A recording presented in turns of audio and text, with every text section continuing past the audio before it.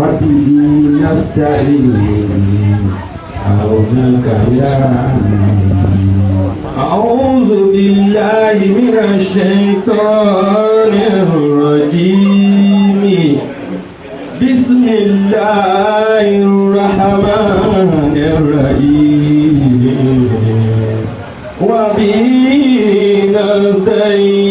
نستعين الرحمن علم القرآن خلق الإنسان علمه البيان الرحمن علم القرآن خلق الإنسان علمه البيان الرحمن علم القرآن خلق الإنسان علمه البيان الرحمن علم القرآن خلق الإنسان علمه البيان راني الرحمن أقول كأني أشوفنا أشرح فنا لنا gbogbo bíkíbílẹ̀ ti rí kí ọlọ́run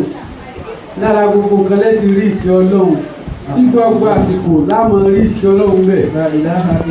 afárò rahmatihi dáhìmá mashrufa mashhura maharufa fi kulli shay'in wa fi kulli zaman.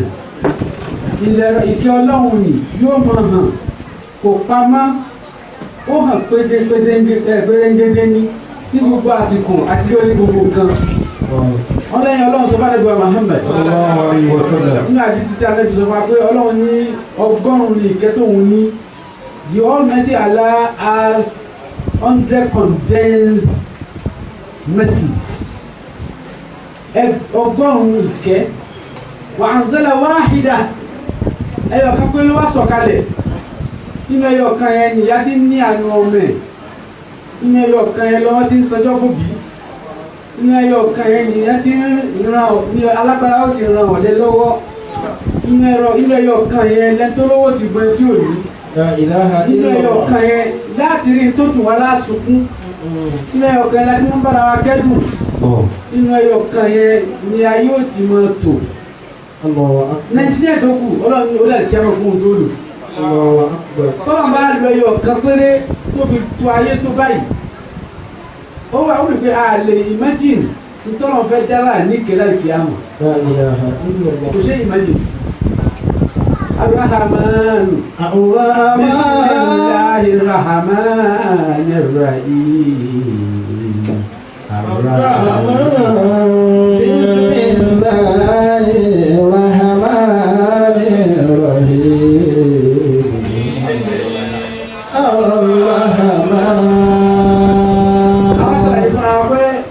الرحمن Africa kọ́kọ́ mọ rahamatu ìkẹlẹ àkọ́kọ́ understand a lè understand ìkẹyìn Africa rí àwọn tí ó jẹ́ ẹrú ọba oníkẹ láti sọ fún wa pé wáyé báàdù rahamani alladhina yamshuna ala al-ardi auna wa idha khatabahum al-jahiluna qalu وعباد الرحمن الذين يمشون على الأرض هونا وإذا خاطبهم الجاهلون قالوا سلاما. وعباد الرحمن أو الرحمن الذين يمشون على الأرض هونا. Ọlọ́run ka àwọn features àwọn attributes àwọn characters tá a lára ẹ̀dá láti lágbájá ẹrú Ọlọ́run ọba Rahman. ìfi àfihàn nǹkan síbi nǹkan yóò máa júwe bí tá a fà fi kíyè sí àti ń tá a fà fi kíyè síbi nǹkan yẹn náà fún wọn ti rí. Ibadu Rahmani. orúkọ Ọlọ́run pọ̀ Ọlọ́run ti sọ pé wáyé Ibadu Kahal. Kí ló tọ́lọ̀ ń ṣùsì Rahman? Kí ló tọ́lùkọ̀ yìí kẹ́nà Ọlọ́run bí ọtí? Allahu akbar. tí wọ́n fẹ́ sọ lóyìn ibadu rahman tí wọ́n sọ lóyìn arahmanu ala arshi istawa tí wọ́n sọ lóyìn arahmanu fas'al bihi khabira. Ar-Rahman allama al-Qur'ana khalaqa al-insana allamahu al-bayan. àṣàlàyé fún wa pé tí alifu alam bá wà láàrin orúkọ ó fi hàn pé istigraki wa shimuli sifa àwọn galabati a wusa'ati a مثل حيران سمعان جوعان عطشان جدبان ريان أوريان. ó fi pé ọlọ́run sọ di superlative yẹn tí nǹkan bá ti wà superlative in nature yóò fi alifu alam sí láàrin yóò lébi jawaan ebi yẹn pọ̀ hayara òun ni kí ẹ dààmú hayran ìdààmú pọ̀ ọlọ́mọdé wa dààmú. Àmín. òun ni kí nǹkan lóorùn rayyan òun yẹn pọ̀ orí yìí òun ni kí nǹkan máa wò òrìyá ni kí wò yẹ kí pọ̀ tó tá lẹ́kẹ̀ẹ́. La ilaha illallah. zọmọ́ọ̀ kí yẹn gbẹ̀ngbẹ̀ zọmọ́ àánì ní pé òǹgbẹ̀ yẹn pọ̀ rahamatu rahim ní kó kẹ́yìn rahman ní kí kẹ́yìn pọ̀. asọ́fún ayé pé orúkọ méjì tọ́lá wà lóko ọkọ̀ ní bismillahir rahmanir rahim arahmanir rahim tó lórí sọ́ọ̀tì fàtíà lẹ́yìn kẹjẹ ká sọ́ọ̀tì sọ́ọ̀tì fàtíà tó ní kó sọ́ọ̀tì lórí bismillahir rahmanir rahim lórí orúkọ náà tọ́lá ní lórí sọ́ọ̀tì fàtíà arahman arrahim orúkọ méjèèjì yẹn wọ́n dàbí ìbejì ṣùgbọ́n ìdí wọn fi àtọ́sí náà wọ́n jìn ọ̀kan sọ̀rọ̀ nípa ààyè place ọ̀kan sọ̀rọ̀ nípa time èyí tí sọ̀rọ̀ pa ààyè yẹn òun ní ilé ayé tá a wà yìí táyé bá ń jẹ́ ọlọ́run mọ̀lú kẹ́ẹ̀nì lọ pàtí tí ó táyé bá ti tán ìkẹ́ẹ̀dì rahman yẹn ó sọ̀pẹ̀ ẹ dákun ojú kan nígbà sọ yẹn nípa àsọjú kejì rahim ìyẹn ní ti time gbére nìyẹn alikiyama láti alikiyama kò sí 3 dimension alẹ́ ilẹ̀ òwúrọ̀ yìí yọ kílódù alẹ́bàálẹ́ kílódù ọ̀nà yìí òwúrọ̀ ọ̀nà yìí ọ̀sán lè sán ọ̀sán yìí mú kò sí yẹn lẹ́yìn kìámà the weather the time in alikiyama is 0 time 0 time is láàfin ní dàgbàlá àfin ní dàgbùgbò ní òfin nílẹ̀ wa àdíwà weary àdíwà tired àdíwà stressed alikiyama á fit the fitness alikiyama donc tẹ́lẹ̀ alikiyama wọ̀ tẹ́lẹ̀ rí tẹ̀ lára wa mọ́ a mọ̀ lu ayé wa ní alikiyama gẹ́gẹ́ bí inú bí a wà lọ́dọ̀ Ọlọ́run ní sì wà lọ́dọ̀ Ọlọ́run kí ẹ wà weary kí ẹ wà tired kí ẹ wà stressed.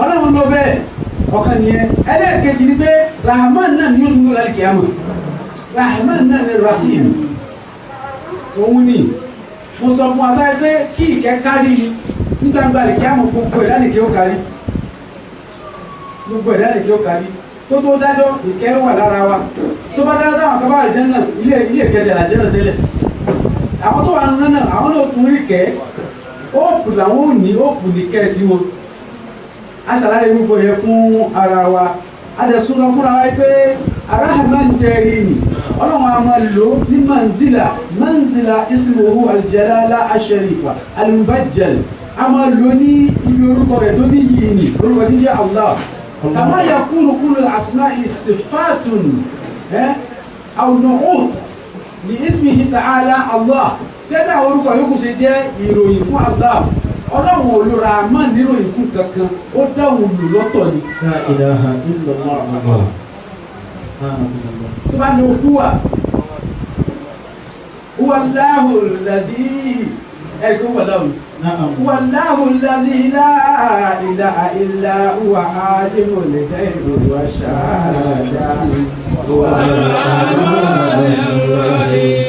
wallahu alladhi la ilaha illa huwa ar-rahmanur rahim alimul ghaibi wa shahadati huwa ar-rahmanur rahim wallahu alladhi la ilaha illa huwa alimul ghaibi wa shahadati. Pàtó yóò tó tó dára kọ̀ọ̀rọ̀ àmọ́ yẹn ó bẹ̀rẹ̀ padà ní huwa ar-rahmanur rahim. àmọ́ lóbẹ̀ lọ́tọ̀ owó dádúró ni òun náà tún máa gba sípà ni ó fẹ́ lò ó fẹ́ fi symbolize authority ó ní arahamanu alàlẹ́ àrèṣe sàwà arahamanu alàlẹ́ àrèṣe sàwà ó ní àga ọlá rẹ̀ orúkọ tó náà fi jókòó lórí àga ní orúkọ kẹ́ni rahman náà lóṣù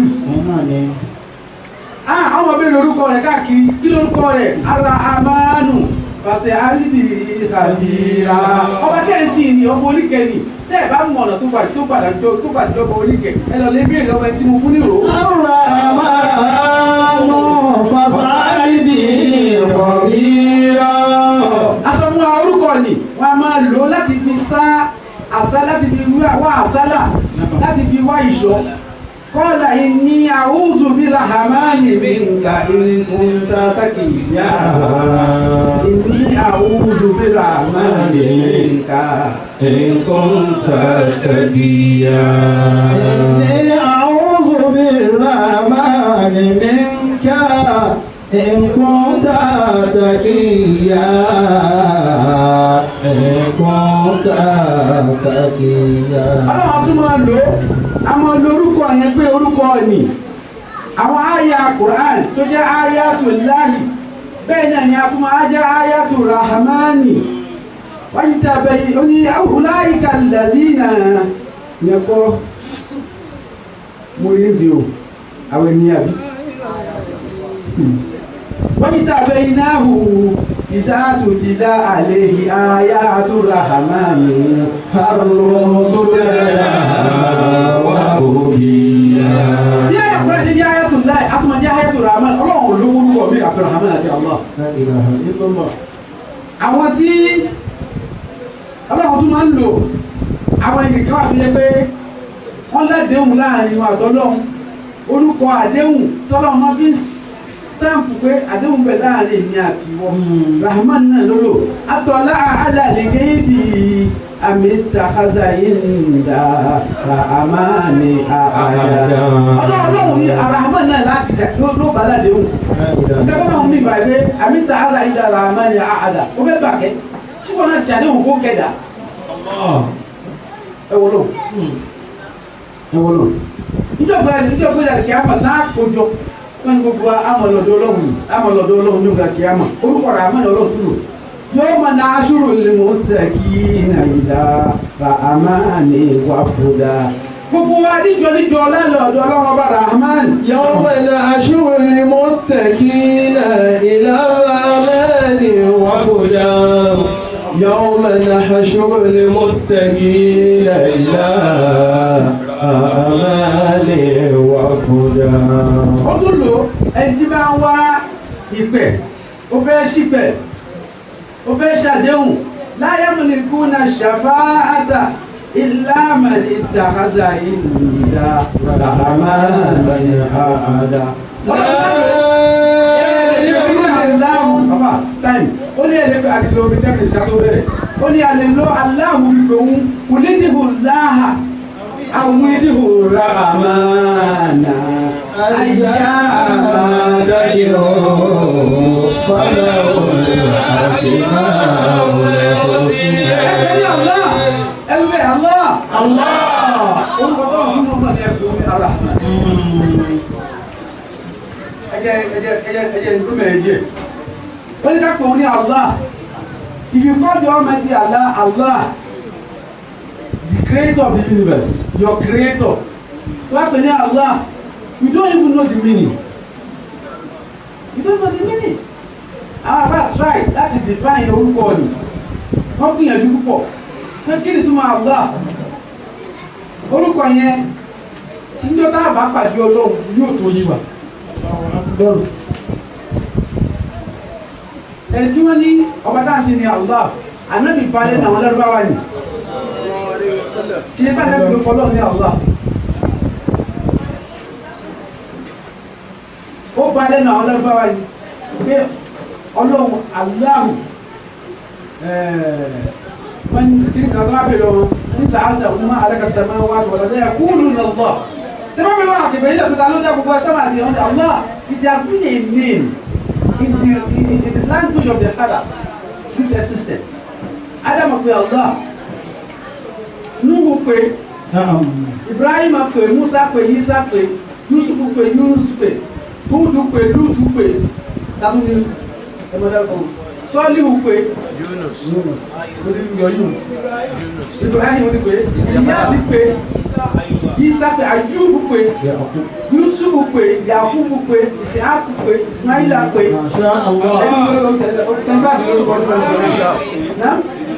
Idrisu pe, Haruna pe, Yahya pe, Suleiman pe, Suleiman pe, Dawud na pe, Zulkarnain kò sínú àwọn alẹ́bọ̀ òun náà pe Allah.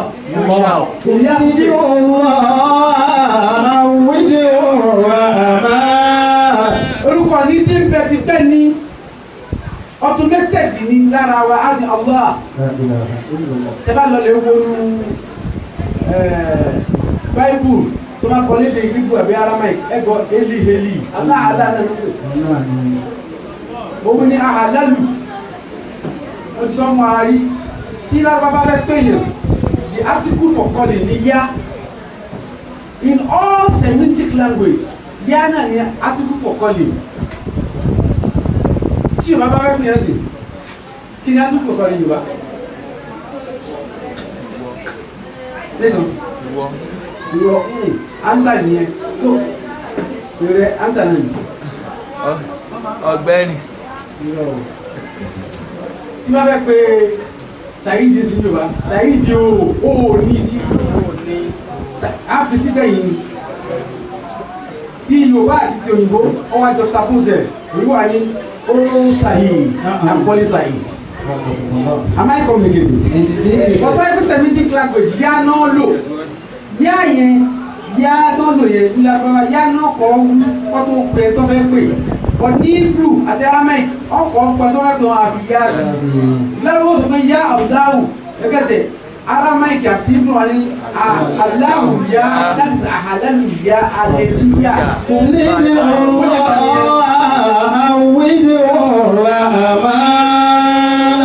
Rahman ayyama tad'u falahul asmaul husna. Rahman atọ́lọ́ ń dárúkọ méjì ní wáyé ayyama tad'u èyí tó bá wù ní ẹ pé ẹni ní ibẹ̀ yẹn lẹ́ẹ̀kọ̀ pé it is not limited to the 99 days. Àwọn tí wọ́n máa ń dààmú ara wọn ṣe pé nítorí pé Ọlọ́run fi wọ́n létí súnmọ́ gbókun wọn mú yòó báwo la yà á lè lù they are so dumbfounded they are deaf they are blind they don't reason. Farabalẹ̀ kọ́ lè gbó wọn bọ́lọ̀ tí máa ń sọ̀rọ̀. Adé Muhammad Allahumma inni as'aluka bi kulli ismin samaita bihi nafsak. Mo fi gbogbo orúkọ tó pé rẹ̀ mo fi jọ. Aw anzaltahu fi kitabik.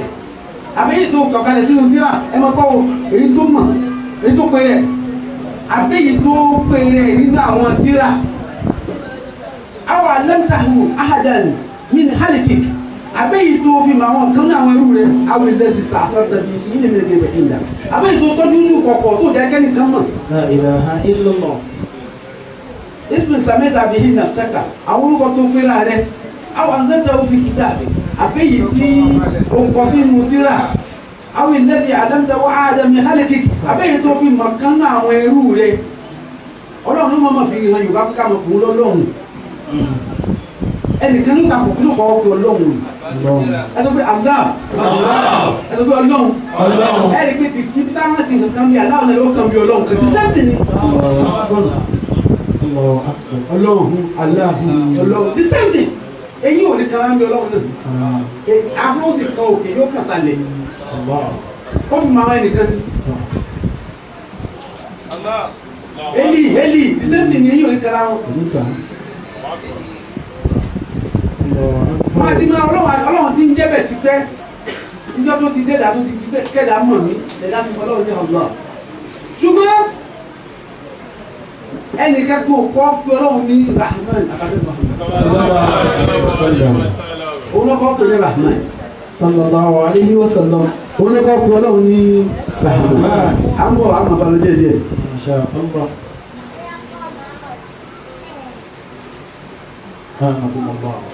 Ànábì Ibrahim Alayhi salatu wa salam. kẹsì tí rahman ṣe wá tóni níkẹ ọdún ẹ náà ni ìyá ti máa ń wà ìyá ló fi jẹ́ pé èdè kan ò ṣe é tú Qur'an kí ẹ̀ dẹ̀ rí tú já bí lárúbá fún rẹ̀ níta àtúnọ̀ pé ọ̀dọ̀ rahman yìí náà nìyá ti máa ń wá tó bá sì ìyàjọ́ ọ̀dọ̀ ẹ̀ náà ló sàlọ pé kókò ẹ̀ là nítorí pé alábìláyé wọn ni yá àbátì ìní aháàbò àyẹ̀mọ̀zẹ́ka àzáàbò mìnàzà àmáàní pátákù lẹ́lẹ́sẹ̀ ìdáàní wàlíyà Mariam 45 yá àbátì wọ́n bá mi ìní aháàbò ẹ̀rú ń bà mí àyẹ̀mọ̀zẹ́ka àzáàbò mìnàzà àmáàní ìfẹ́ kí ramani fi yà jọ́ àṣẹ ramani ti ń kẹ́yẹ náà ni wọ́n fi jáde yẹn. La ilaha illallah. يا أبتي إني أخاف أن يمسك عذاب من الرحمن فتكون للشيطان وليا. ramani kan yìí náà ó lè jẹ́ kó òun lọ́pọ̀ oníkẹ́ tó ní ọba àjọkí ayé ni tó ní ìkẹ́ yẹn zika tó nínú bàlágà ìkẹ́ tó tẹ̀rì ni tó pẹ́ tó gba gbogbo nǹkan sínú ní rahman òun náà lọ́ba tó ti máa ń yìn lára náà ìnira tẹ́ táàrí ni ọdún ẹ̀ náà ló ti wá ó fẹ́ lé ẹ padà sọ́dọ̀ ara ẹ̀ yìí ó ní àáka ìzùmí ń dún ní ìyá alẹ́ àdán ìyòrí dì ní rahman òkèlè rẹ̀ làbúrì àní ṣàfàtúhù lèra kàlá yòókèzò.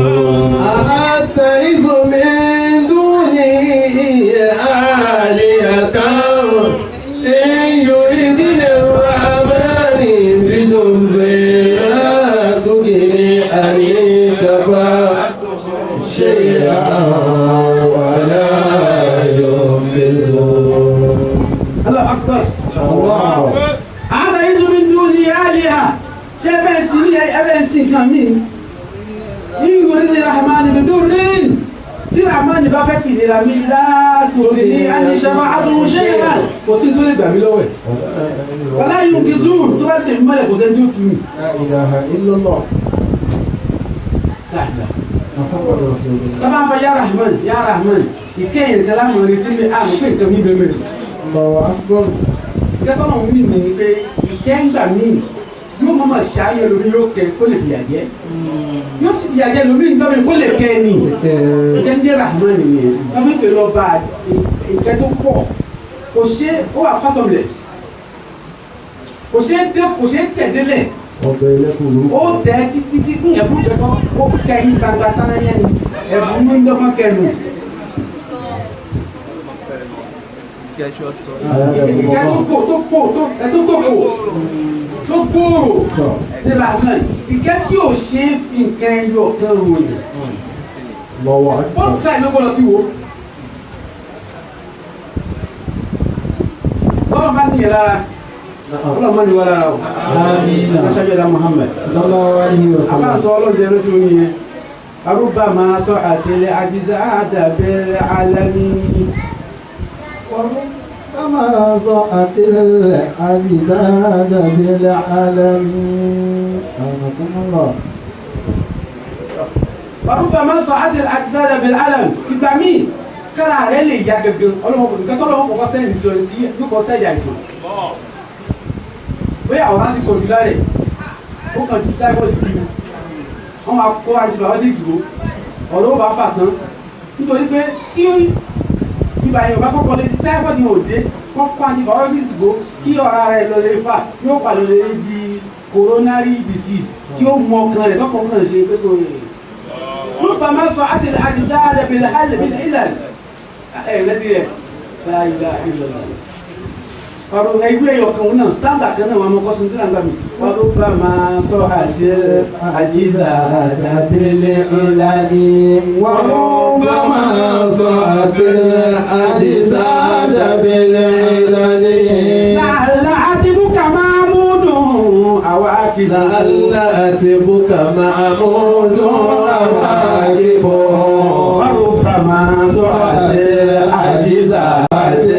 الأجساد بالعلاج. لعل عتبك معمود عواقبه. Fitina ti dààmú rẹ, that trouble you are passing through, that turmoil, that toiling, that sweating, that is bringing out a lot of water from your body. Mahmoud la'alla Mahmoud la'allahu Mahmoud ó lè jẹ́ pé ìgbẹ̀yìn rẹ̀ oore ni tó dúpẹ́.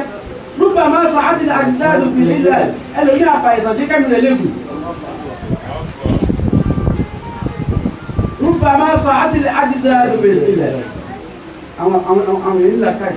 aṣáájú Muhammad sallallahu alayhi wa sallam. wọ́n náà lẹ́bi sọ pé sallallahu alayhi wa sallam. àbáyé bóyá ìròyìn ẹ̀jẹ̀ kí mi lè ròyìn bẹ́ẹ̀. ó ní wasiyyatun min rasulillah. ẹ bá wọn bẹ́ẹ̀.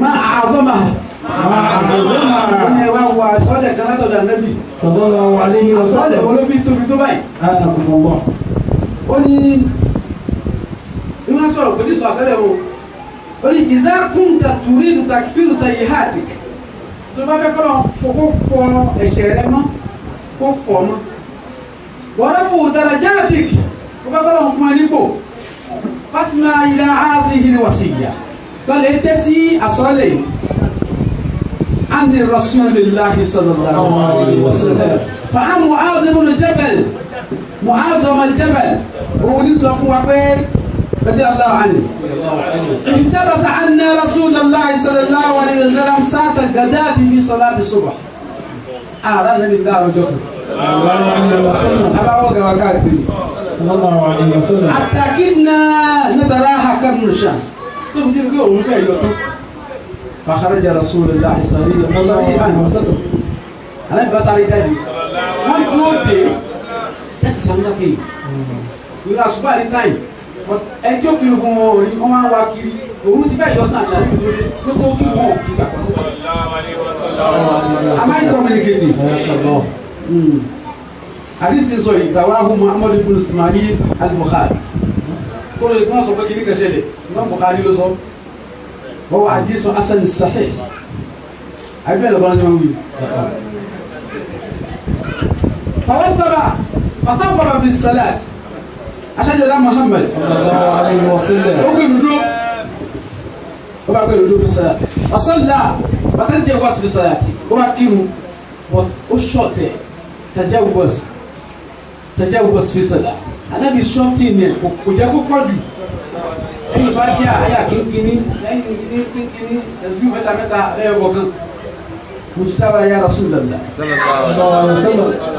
falamma salama bàtà nàbí sálámà kan ó ní kama antum ala musafakum thumma aqbil ilayna ó ní ẹ̀kú kálù kújú kò sáyé tó wà ó wà pọ̀ bí sí wa inni sa'udisukum ma habasani ankum al-ghadat ntí ó jẹ́ kí akẹ́kẹ́ tó lè yọrí fẹ́ fún yín níròyìn rẹ̀ kí ló ṣẹlẹ̀ tó ga sá lọ. ìfọdọ̀ ká lọ láàbù lọ́gẹ̀ lásìkò. ó ní inni kuntu minal layl ó ní mo jí lóru ni fasallaytu ma qadara Allahu li ẹnu náfìlà ọlọ́run níyàn mọ́ níyàn fana'astu fi salati hatta istasqaltu olórí wá gbé mi lọ olórí yẹn wá hẹ́ẹ̀dì díẹ̀ dábàá mọ̀ lọ́sọ̀ púpọ̀ olórí gbé mi lọ Noaz nínú àwọn orúkọ tó ń jẹ́ Noaz amajẹ́bẹ̀ amajẹ́ rukut amajẹ́ náà inú pàtó orun ní sunnatu dáadáa oṣù sunnatu nínú ẹ̀dín ìdìmá ó pọ̀ nítumọ̀ oorun fáìsà alábẹ́rọ̀ bí azawajẹ́ alábẹ́ ní oorun yẹn gbé mi lọ ó hẹ́bi jẹ́ oníkàtí kẹrin ní pé èmi àtọ́lọ́hún wọ́n sì ní orí sallallahu alaihi wasallam òun ní o àdìsí sàlẹ̀ ní Muhammad sallallahu alaihi wasallam Ismail al-Bukhari fáìsà alábẹ́ rọ́bì ó lè ní àtúlùwà mi olóòlò wọn sọ fún mi pé yá Muhammad ó ní ẹmọ gbọ́ ó kúrò àkóso ọmọ ní ọba ó ní fi ahsan sura ó ní fọ́tò rẹ̀ fáìn púpọ̀ ó wá ní fọ́tò rẹ̀ ó ní he came in the most beautiful appearance let me put that appearance on the picture now olóòlò náà sọ pé in the most beautiful appearance. Bàkọ́lá yá Muhammad. Ọlọ́run ní ìwọ Muhammad. Atadiri fi ma yahtasimu al-mala'il a'la. Ìjọ ọmọ táwọn the utmost assembly tí wọ́n ń jà lé lórí. Wọ́n ní wọ́n jà national assembly yẹn assembly ọlọ́run náà national global assembly ọlọ́run wọ́n máa ń jà bẹ́ẹ̀ náà. Àwọn yẹn kan sọ ṣé àná. Kò sí àwọn oníṣẹ́lẹ̀ president. Wọ́n bá ara lọ tàbí kì í máa lọ lè parí ìyá. Atadiri fi ma yahtasimu al-mala'il a'la. Ìjọ ọmọ táwọn mala'il al-mala assembly ń jẹ́ al-a'la the highest assembly. Àwọn àfa wọn tọwọ́ bọ̀ ẹ̀yẹ́ kí n bẹ̀rẹ̀ tọwọ́ bọ̀. Bí àwọn ohun mala'il a'la wọ́n ní màláíkà mẹ́rin, wọ́n ní ànábì mẹ́rin àti sàábì mẹ́rin. Àwọn kan ní màláíkà mẹ́rin nìkan. Jibril, Mikael, Israfil, Asrafil. Àwọn kan ní màláíkà mẹ́rin. Wọ́n ní mala'il a'la, wọ́n ní àwọn kan ní ojú bẹ́ẹ̀ lọ. Àwọn kan ní mẹ́jọ. Wọ́n yà àmì lọ arsha rabbika yawma izin samaniya. Wọ́n láwọn màláíkà mẹ́jọ tí wọ́n rọ kíkà al-arshi. Ọlọ́run ó lo èdè bí wọ́n gbé ni wọ́n lè gbé. Wọ́n wà ní wọ́n sọ̀rọ̀ àǹdí ẹni. Wọ́n sọ̀rọ̀ àǹdí ẹni. Nítorí kàkà kó jẹ́ pé màláíkà ló gbé al-arshi. Ó lè gbé al-arshi. Ó dàbí parachute tó lo fíìtì àwọn màláíkà mẹ́jọ ni. Torí kò pe màláíkà kan ní azim, ó pe arshi ní azim. Nítorí wọ́n lè tó azim ò lè gbé tó jẹ́ azim. Àmàlí Jango. Akan mẹ́jọ láwọn mẹ́jọ tó ń gbé àràṣì wọ́n yà á pínú arsha rabbika yawma idhin thamaniya nǹkan jù gẹ́lẹ́ o afáwà àgbà ṣé o tọ́jú làdẹ́ gbogbo lẹ́nu ọmọ kí wọ́n ṣe bàbá wa ṣe aláyàlọ́ ṣe kàmáru dì ní arọ́láyà ní Èkó ní mosque arọ́láyà ní Èkó wọ́n ń ṣe àdúrà wọ́n ń ṣe special prayer bá fa àgbà àwọn tẹ̀lé bàbá lọ bàbá wa ń ka karama tá a fa àwọn ṣe wọ́n là fà mí tóbi púpọ̀ wọ́n ní tá a bá bá sùn ẹnì kó tó bẹ́ẹ̀ láti lọ lè ṣílẹ̀kùn kó wá ṣílẹ̀kùn kó wọlé ọlọ́run bá kí wàá máa ṣe ọlọ́run gbé bẹ́ẹ̀. tí wọ́n máa ṣe tẹ̀síbà tó máa ṣe tẹ̀síbà lásùbà lẹ́yìn o ẹnì kan kò ní ṣílẹ̀kùn àgbà tó máa ṣílẹ̀kùn ṣé ọ̀nà kẹ́mẹ́ ní sọ́ọ́sì o ó yí padà sọ́dọ̀ àfàgbà tó máa wá lọrin ẹ̀wọ̀n ará lọrin lẹ́yìn ànẹ́bìdé ẹnì kan kò dára lórí ọ̀pá tí mo ṣe dín lórí abá adé lórí abá bẹ́ẹ̀ ṣe yẹ́n kájẹ jáde kí n mọ bí lórí ṣe rí ẹgbẹ́jẹ̀ abá tó ní iwájú títì abẹ́ ọwọ́ tó ìyá kan àwọn méjì báyìí wọ́n máa ń tẹ́ta àti tó tásí òde kàmọ́rù alájẹ àgbà ló ní o kàmọ́rù èyí ṣe bàjẹ́ báyìí aláàrẹ ló làmọ́ yẹn wọ́n làmọ́ ní gbà níbi alájẹ àgbà òde kàmọ́rù.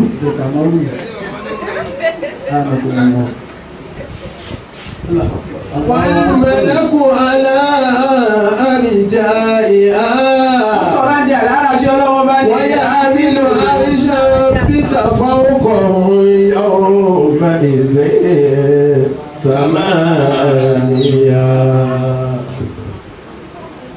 Àbágbà àjẹbà sọ fún wa pé àbágbà pé ọ̀rẹ́ wọn kan wá kí wọn ọ̀rẹ́ wọn tó wá kí wọn yẹn wọn bá gbogbo àwọn tó jẹ́ àgbà àwọn tó sínú alájàgbà lè kí kú bá wọn nílé wọ́n ti lọ ti ṣe wá sí lọ àwọn làwọn wà ní àwọn kéré báyìí abáyé ńkọ́ wọ́n sùn ní lọ́lẹ̀ jí náà pé wọ́n ní wọ́n jí wọ́n ti lọ́lá sùn ní o yìí nǹkan fún àwọn ọ̀tọ̀ bí lọ́lẹ̀ jí ní ẹ̀mọ̀ pé ọ̀rẹ́ ni tí wọ́n jẹ́ ọ̀rọ̀ ọ̀rẹ́ yàtọ̀ ọ̀rọ̀ ọ̀rẹ́ yàtọ̀ ní ìfẹ́ lọ bẹ́ẹ̀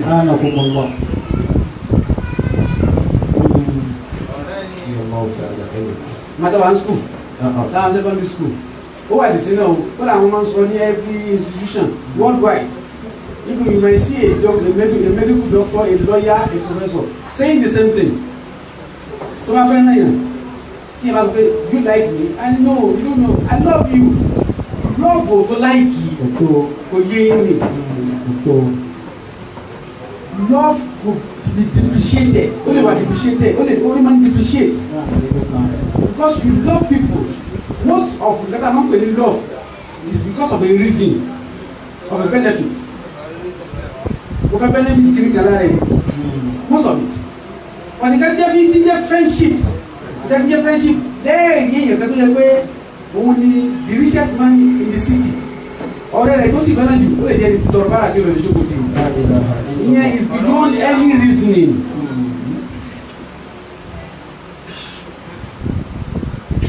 Oh, the friendship marriage lasts longer than even marriage. Marriage ò lè bẹ̀rẹ̀ láti jọ́nà títí ẹ̀ tí wà ní kékeré. Friendship ní bẹ̀rẹ̀ láti kéré ni. Wọ́n sì ṣe friendship for over 80 years wọ́n lò láyé ló sì continue.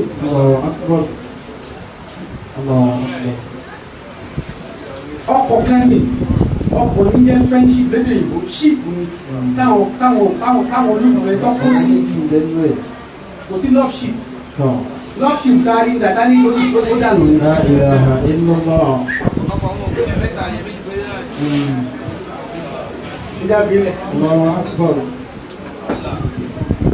Love a máa ní selfishness inú.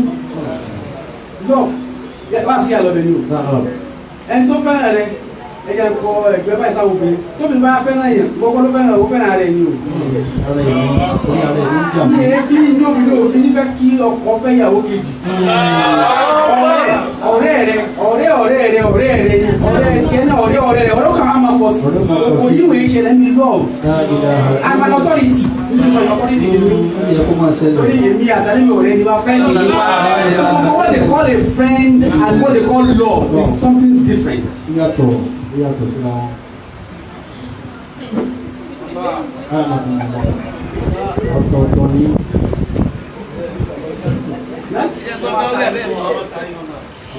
والملك على أرجائها ويحمل ọ̀rẹ́ oríkòsùn ni ọ̀rẹ́ bí ọmọ ìyá ni wọ́n ti ẹ̀ ti dán ọmọ ìyá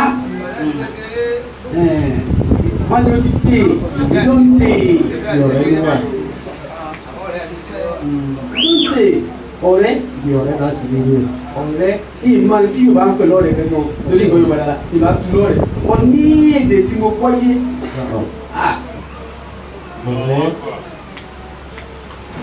nínú Quran Ọlọ́run lo ọ̀nà tọ́lọ̀ fi pe obìnrin pọ̀ ó pe obìnrin ní záwùgà mo sọ̀rọ̀ bí àwọn magiribi sí záwùgà wọ́n ní záwùjà tí wọ́n záwùgà àbí bẹ́ẹ̀ lọ́wọ́ àwọn magiribi wọ́n ní záwùgà ó pe obìnrin ní sọ́hìbà ó pe obìnrin ní ìmúráhà ó pe obìnrin ní nìsá nínú gbé tí mo sọ yìí záwùgà a partner òun nìkan lọ́lọ́run lóyìn ní dáadáa ní Qur'an nìkan.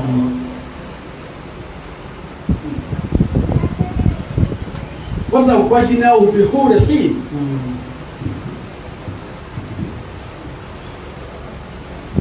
وكل شيء خلقناه زوجين اثنين.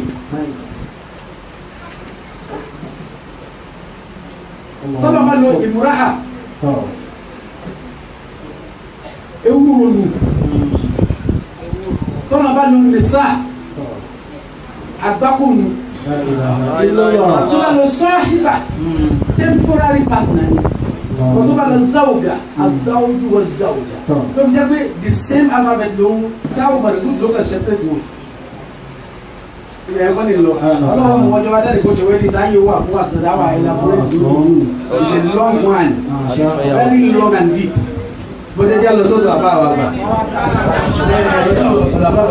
والملك على أرجائها ويحمل عرش ربك فوقهم يومئذ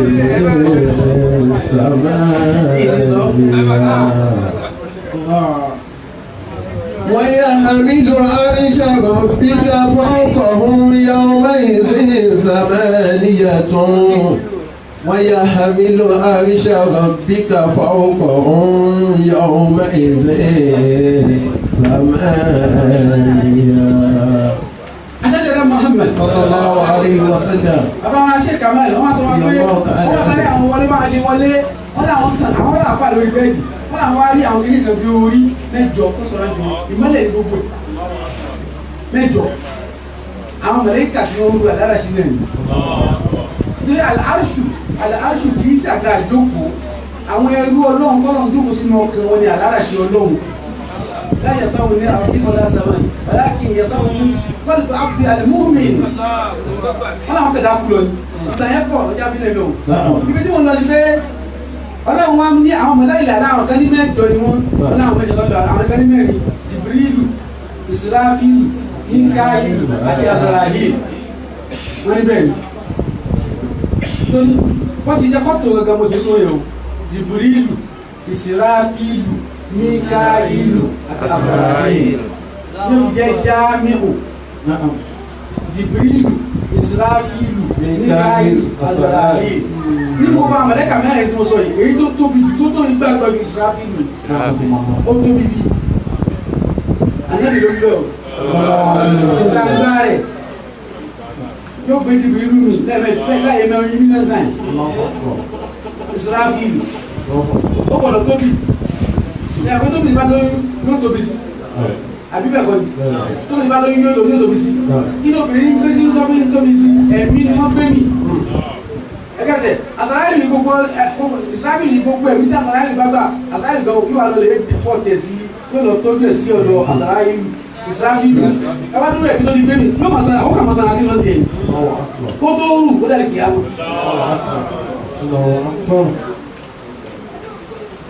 والملك àwọn kan ní lẹ́yìn àwọn mẹ̀lẹ́kà wọ́n ní mẹ́rin wọ́n ní àwọn ànábì Ọlọ́run mẹ́rin ni àwọn ulul azmi mina rusul siwa Abul Qasim Nuhu Ibrahim Musa Isa wọ́n ní àwọn náà fún àwọn mẹ̀lẹ́kà yìí wọ́n fi jẹ́ mẹ́jọ wọ́n ní Abubakar Umar Uthman àti Ali wọ́n kún wọ́n jẹ́ 12 wọ́n láwọn tí wọ́n jẹ́ màláìkà aláàyè bó jẹ́ mẹ́rin bó jẹ́ mẹ́jọ ní 12 ọ̀làwọ̀ aláwọ̀ Ọlọ́run mọ̀ ju gbogbo wa lọ. Ọlọ́run ni ya Muhammad ìjọ ma tadri fi ma yahtasibu al-malaika qultu la adri ya Rabb alábìíní ìmọ̀ Ọlọ́run mi ìmọ̀ ya Muhammad ó tún béèrè fi ma yahtasibu al-malaika àdìgí ni wọ́n jà lé lórí ó ní ìmọ̀ qala ya Muhammad fi ma yahtasibu al-malaika ẹ̀mẹ́ta. What is the logic? Sọ́nà fi bẹ́ẹ̀ lẹ́mẹ̀ta. Kí ló dé? Ẹ kàn fún mi ní. Any answer is okay. You don't have to be right. You don't have to be correct. Mo fẹ́ emphatic about it. One, another one. Now, ẹ sọ ti yìí. Ó fẹ́ kọ́ ọmọ bá ní nǹkan tó fẹ́ béèrè. Ó ti tú. Another one. Now, nǹkan bí wàá bẹ ó ní nǹkan tó fẹ́ fi rọ ó di mẹ́ta. Ó yá another one. Mo fẹ́ yọ ọ̀kan sí. Ó fẹ́ seize attention. Ó fẹ́ fún concentration mẹ́rin. Àti ìsọ̀rọ̀ tí mo fẹ́ o. Lẹ́kàn ní sábà tí wí tèmi. Atadiri fi ma yahtasibu al-malaika. Anabi wa very attentive. Ọlọ́run sì mọ̀ tó fẹ́ béèrè. Ìdájọ́ yọ kó sọ lẹ́ẹ̀mẹ́ta ni pé ó fẹ́ wá dábàá lẹ́bi tó rí Anabi máa ń sà. Kò lọ sọ ìyẹn sọ ànsà lójú Ọlọ́run ẹ̀. Làwọn sábẹ́ tá a bá béèrè kiri kan ní àdúrà wọ́n rasúlù àdá. Anabi àtọ́lọ́run rẹ̀ ló mọ̀. Gbogbo ẹ̀ náà lọ́dọ̀ Anabi ti sọ lọ́dọ̀ pé ìwọ ló mọ̀. Ó mọ̀.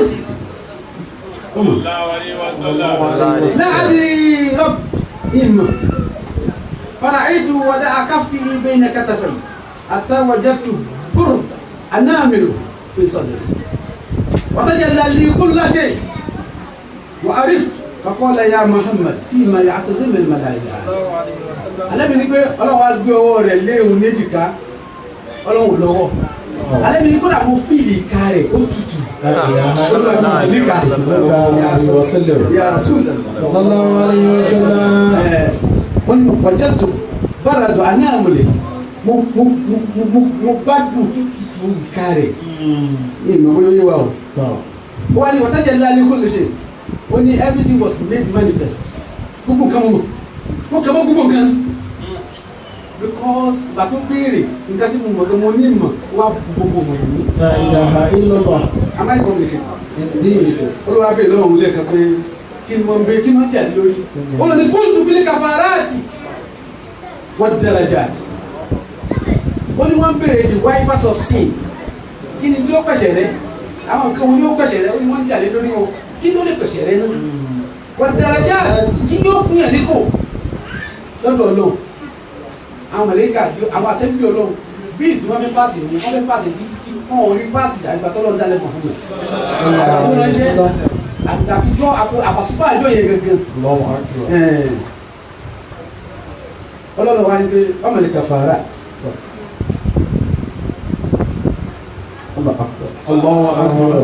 mali kafarat kí ni àwọn kan tí ó pèsè rẹ alẹ́bìnrin nẹ́kìlù làkìdáàmì ilẹ̀ alìjùmọ̀hát والجلوس في المساجد بعد الصلوات وإسباغ الوجوه عند الكريهات oni الجلوس oni نقل الأقدام إلى الجمعات kó o ma ká ma gbẹ́sẹ̀ lọ báyìí ní jàmọ́ àbí kó o fẹ́ lọ lè kírun ní mọ́ṣáláṣí jàmọ́ ẹsẹ̀ tó ń gbé ní mukaffirati zunub bó ṣe ń gbé ọkọ̀ kan náà pèsè rere láwọn àgbàlagbà àtijọ́ wọn máa wá mọ́ṣáláṣí tó jì wọn pa gbádà bọ̀ báyìí wọn rà máa lọ wọn náà kì í ṣe jẹ́ nípa náà kí ló lè kó tá nígbà nínú àṣáájú jíde jẹjà ẹsẹ̀ tó máa ń lù ú. ọ̀nà délé òkúta ìdálẹ́mọ̀sá ìdíjà. wà á dúkà mọ́ jàlẹ́ báàrí ní àjèlè kékeré tí. wà á dúkà mọ́ jàlẹ́ báàrí ní àjèlè kékeré. دوروا على المكفرات الجرائم ودوموا على المكفرات الجرائم وأعظمها صلاة الفريضة. أكاد ناسي بيرلونا إن شاء الله. الكفارات النقل الأقدام إلى الجمعات كي نتبسط كل الإكتمام والجلوس في المساجد بعد الصلاة بعد الصلوات ọkìlù tán o tètè dìde o tún wá jókòó o tún fọlọ́ ọba mọ́ táwọn kò dìde tó sàlámù ẹ̀dá tó ti lọ ẹ̀ṣẹ̀ wọn fi pọ̀ sí ló fi dí ẹ̀mí ó fi kí dáhùn pápá ìbá musa lọ ni ó tọ̀ tí ó lọ sí kíkà wà lọ sí tẹ̀t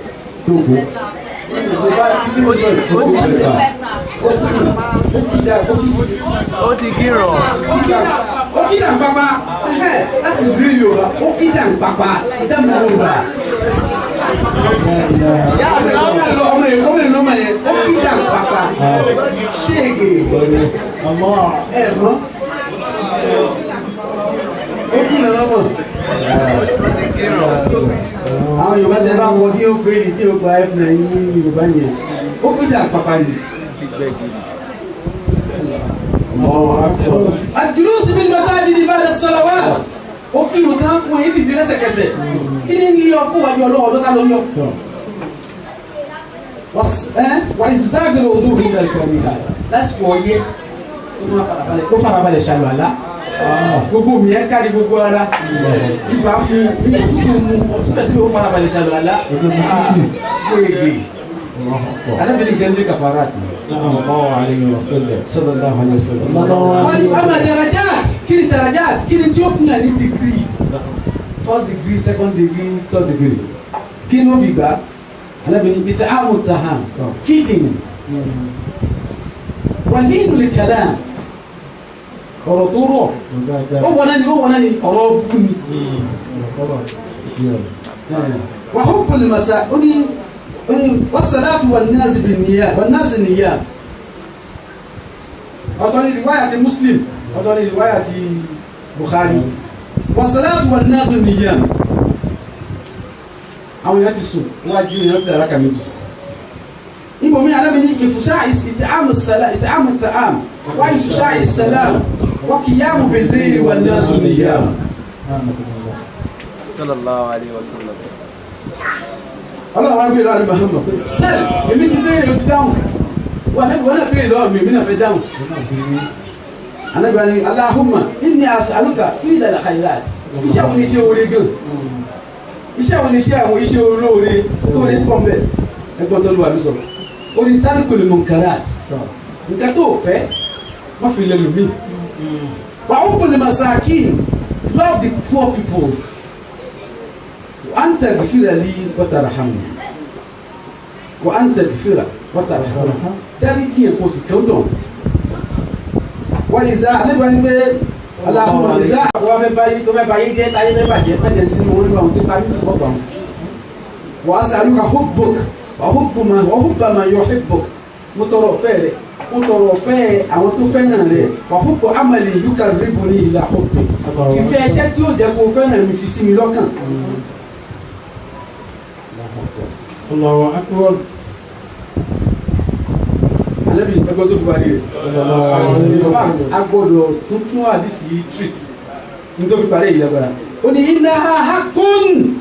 Ànábì ní that's the reality. Fadirusuha, teach this knowledge among yourself. Wa ta'allamuha. Ànábì ní ẹ mọ̀ náà lọ lè mọ̀. Ó ní pé kì í ṣàdìsí lásán. This is the reality. Ànábì innaha haqqun. This is the reality. Nti ń jẹ́sìn gangan nǹkan tí ń jẹ́sìn yìí ìkàtà yẹ kí n lọ bí yìí ni pé àyàtà kà pé ìlànà àyà yẹ. أأنت من دونه عالية الرحمن بذنب لا تغني عني شفاعتهم شيئا ولا ينقذون أأتئس من دونه آلية إن يردني الرحمن بذنب لا تغني عني شفاعتهم شيئا ولا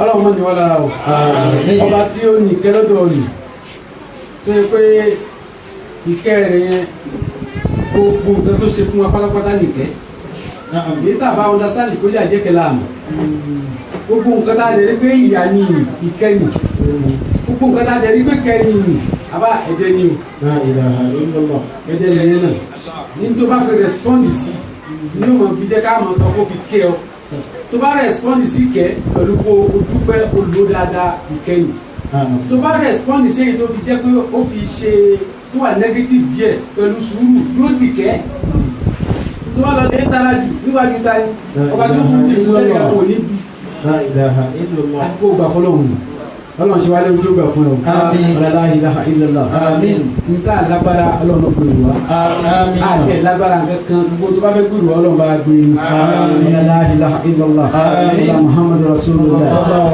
ẹrú rẹ ni wa lágbára lérò nítorí bá rè lórí wa náà ni ó ṣe èrò tí kò débi kankan al-muridu la yuradi wọ́n gbọ́ olúwa èrò rẹ ni ó ṣẹlẹ̀ wa lórí èrò tí wọ́n lè ṣe kankan àti ẹ̀ lérò ọlọ́run wọlá bẹ́ẹ̀ wọlá bá gbà bẹ́ẹ̀ wọlá pa mọ̀ bẹ́ẹ̀ wọlá pé má ní wa nìyẹn ọlọ́run irú dáadáa ní òrùlé wa lórí àtàwọn àti gbogbo olólùfẹ́ wa àtàwọn àti gbogbo mọ̀lẹ́bí wa àtàwọn àti gbogbo àwọn jàmáà wa àtàwọn àti gbogbo alábàágbé wa àtàwọn àti gbogbo wa wàlláhìlá àti gbogbo bíta alẹ́ yẹn sọ́dọ̀ mẹ́rin àgbáyé bí alẹ́ fi alẹ́ fi la hawla wala quwwata illa billah.